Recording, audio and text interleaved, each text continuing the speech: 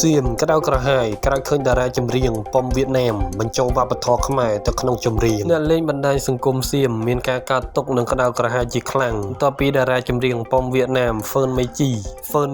បានបញ្ចេញវីដេអូចម្រៀងរបស់ខ្លួនបញ្ចូលជាមួយប្រពៃណីទំនៀមទម្លាប់ខ្មែរចម្រៀងរបស់តារាចម្រៀងវៀតណាមរូបនេះកំពុងត្រូវបានទូនឹងការគាំទ្រយ៉ាងខ្លាំងនិងឈានដល់លំដាប់ថ្នាក់លេខ1នៅចំណុចកំពូលតារាង YouTube របស់វៀតណាមនិងហក់ឡើងខ្ពស់នៅលើវេទិកាតន្ត្រីផ្សេងៗទៀតក្រោយពីបញ្ចេញបទ Heaven with My Love សារព័ត៌មានវៀតណាមជាច្រើនរួមទាំងកម្ពុជាផងដែរបានចាប់អារម្មណ៍យ៉ាងខ្លាំងទៅនឹងបទចម្រៀងទៅនឹងតារាចម្រៀង ហ្វឺនមីជីភាពតាក់ទាញរបស់ ហ្វឺនមីជីគឺតាក់ទងទៅនឹងការបញ្ចូលទំនៀមទម្លាប់ប្រពៃណីខ្មែរទៅក្នុង MV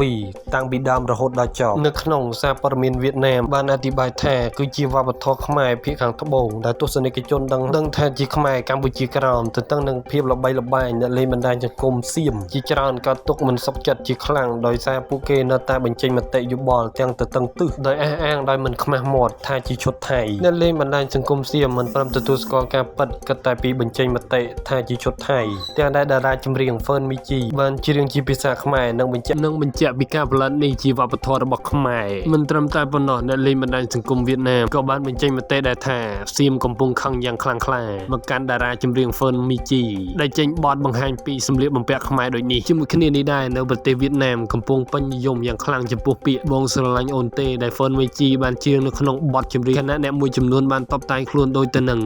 តារាចម្រៀងរូបនេះផងដែរសរុបមកវិញតារាចម្រៀងហ្វឺនមីជីគឺបានផ្សព្វផ្សាយពីវប្បធម៌ខ្មែរភាគខាងត្បូងដែលទស្សនិកជនស្គាល់ថាជាខ្មែរកម្ពុជាក្រោមតួយ៉ាងការបញ្ចូលវប្បធម៌ខ្មែរនៅក្នុងចម្រៀងដែលទើបនឹងចេញនិងផ្ទុះនឹងការគាំទ្រយ៉ាងខ្លាំងដែលបានបញ្ចូលវប្បធម៌ខ្មែរតាំងពីដើមរហូតដល់ចប់ស្រាប់តែអ្នកលេងបណ្ដាញសង្គមសៀមជាច្រើនអ្នកបានកើតទុកមិនសុខចិត្តជាខ្លាំងដែលពួកគេនៅតែបញ្ចេញមតិទាំងទៅទាំងទិសគ្រប់ការផុសទាំងអស់នៅបទនេះទាំងមិនខ្មាស់មាត់ខ្លួនឯងដែលថាសម្លៀកបំពាក់នោះជាសម្លៀកបំពាក់របស់ខ្លួនមិនថាយ៉ាងម៉េចទេសូម្បីតែអ្នកលេងបណ្ដាញសង្គមវៀតណាមក៏បាននិយាយដែរថាសៀមបាននឹងកំពុងខឹងជាខ្លាំងទៅតារាចម្រៀងស្រីវៀតណាមហ្វឺនមីជីដែលបទចម្រៀងបង្ហាញពីសម្លៀកបំពាក់ខ្មែរខាងលើនេះ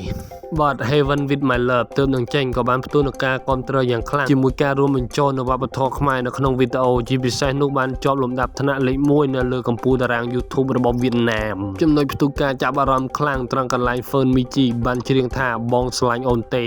និងរហូតដល់អ្នកមួយចំនួនតបតែងខ្លួនទៅដូចទៅនឹងតារាចម្រៀងរូបនេះផងដែរហ្វឺនមីជីមានអាយុ23ឆ្នាំជាតារាល្បីក្នុងវិស័យតន្ត្រីនៅអាយុ10ឆ្នាំបន្ទាប់ពីឈ្នះជើងឯករងនៅ The Voice Kids វៀតណាមឆ្នាំ2013នាងបានចេញនូវវីដេអូចម្រៀងនិងអាល់ប៊ុមជាច្រើនដែលទទួលបានជោគជ័យមិនត្រឹមតែជោគជ័យផ្នែកចម្រៀងមីជីក៏បានសម្ដែ